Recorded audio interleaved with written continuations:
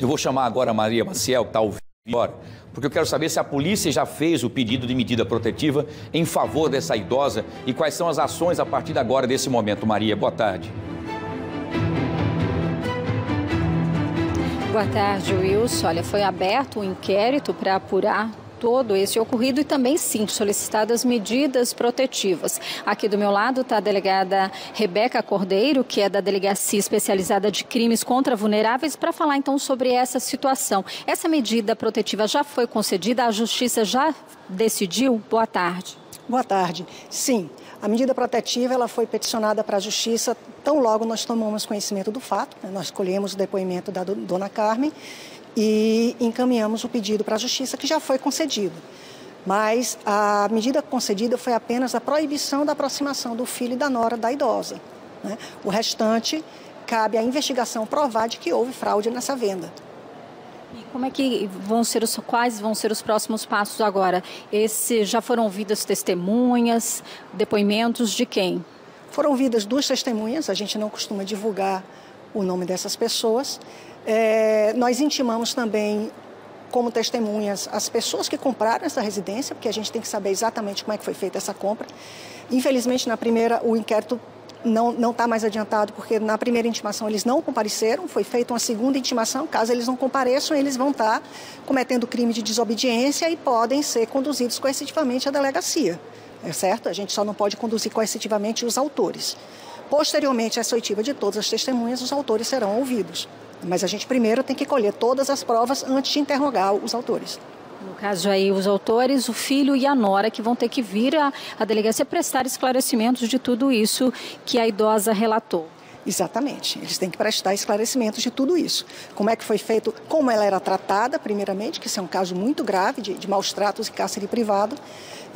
Como é que foi feita essa venda, o que é que foi feito com esse dinheiro, porque nós temos a prova que a entrada inicial de 35 mil foi depositada na conta da cunhada, né? Existe isso já nos autos. Da nora, né? Da nora, desculpe, da nora. Foi depositado na conta dela. O recibo de depósito está no nome dela. E a idosa não recebeu, não viu a cor desse dinheiro? Não, a idosa não viu a cor desse dinheiro.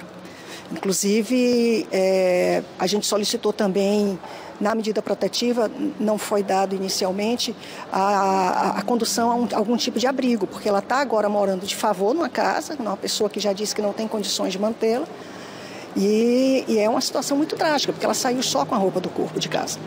Quer dizer, hoje ela não tem acesso à própria conta, o cartão do banco que ela recebia, a aposentadoria? Ela foi orientada a ir ao banco cancelar esse cartão e fazer um novo, né? Isso ela tem direito, ela é uma pessoa lúcida, né? E pode sim pedir esse cancelamento, mas inicialmente tudo isso ficou com o filho. Pelo relato dela, a gente vê que além de violência física, ela sofria violência psicológica, ameaça, então tudo isso está sendo apurado. Sem dúvida, sem dúvida. O cárcere privado não deixa de ser uma grande violência, né? E o fato dela não ter acesso a itens básicos de higiene, nem aos próprios medicamentos, configura quase um estado permanente de tortura, né? Que vai ser apurado com muito cuidado pela delegacia. Bom, se realmente eles forem responsabilizados, eles podem responder por que crimes? Cárcere privado, né? Maus tratos, imposição de... Eu esqueci o nome do crime agora. Mas obrigar idoso a assinar contratos e procurações é um tipo específico de crime também. E isso também a gente pode indiciá-los. Bom, delegada, a gente vê esse caso concreto, né, dessa idosa, só que são casos que chegam à delegacia quase que diariamente, né? Qual que é a estatística hoje desses casos de violência contra idosos? Em relação aos números da delegacia, em média 67% dos nossos casos são de violência contra idosos, né? Violência patrimonial chega a mais de 20% desses casos, mas isso não é uma estatística correta, porque muitas vezes o idoso vem, por exemplo, relatar uma ameaça e quando a gente vai investigar, essa ameaça era para conseguir dinheiro, então é uma extorsão, é uma violência patrimonial também, né? E aí, muitas vezes, a gente vai alterando a tipificação no decorrer da investigação e vê que aquilo é um caso bem mais grave do que até o idoso relatou no início. Quer dizer, por sorte, essa idosa conseguiu fugir, denunciar, mas muitas vítimas podem estar, nesse momento, também passando por igual situação ou até pior. Exatamente. A gente vê casos muito tristes chegar à delegacia, mas a gente sabe que o que chega é a ponta do iceberg, infelizmente.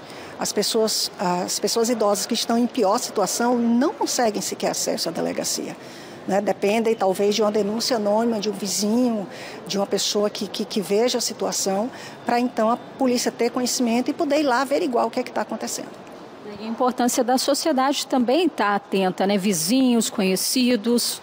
Com certeza, com certeza. Inclusive, nós estamos iniciando, a partir do dia 10, a Ação Nacional de Combate a Crimes contra Idosos, e todas as denúncias anônimas existentes, tanto do 181 quanto do Disque 100, vão ser zeradas nesse mês. Nós vamos fazer, a Polícia Civil, juntamente com a Polícia Militar, vai fazer visitas na casa de cada idoso em relação a quem a gente recebeu denúncia. Obrigada, delegada, pelas informações. A gente falando então sobre esse caso específico dessa idosa que era mantida em cárcere privado, e você vê a tristeza, né? Você saber que em grande parte, né, desses casos, essa violência vem de familiares. Nesse caso da filha, do filho, né, da nora, pessoas que deveriam tratar essa idosa, né, com todo carinho, com respeito, e poderiam então, pelo menos essa é a denúncia dela, esse foi o desabafo que está sendo investigado e apurado aqui na Delegacia de Crimes contra Vulneráveis. É com você aí no estúdio, Wilson. Muito bem, Maria, agradeço a delegada, doutora Rebeca, pelas informações. Vamos aguardar, então, as oitivas e toda a investigação para se chegar a uma conclusão, e nós vamos atualizar aqui. Obrigado, Maria. Você volta daqui a pouquinho com mais informações. Vejam que os relatos são bastante lúcidos, né? Para quem está supostamente sendo dita que tem Alzheimer. Enfim, é preciso que se mostre o laudo. Tanto é, inclusive, as informações que nós recebemos, e vocês viram aqui na matéria, é que a própria psiquiatra, do qual eles levaram para que ela fosse internada como se tivesse Alzheimer, né, a própria psiquiatra achou estranho. Ao conversar com a senhora, percebeu que ela estava extremamente lúcida, respondendo todos os questionamentos dentro dos padrões, sem nenhuma confusão mental, nada disso, né?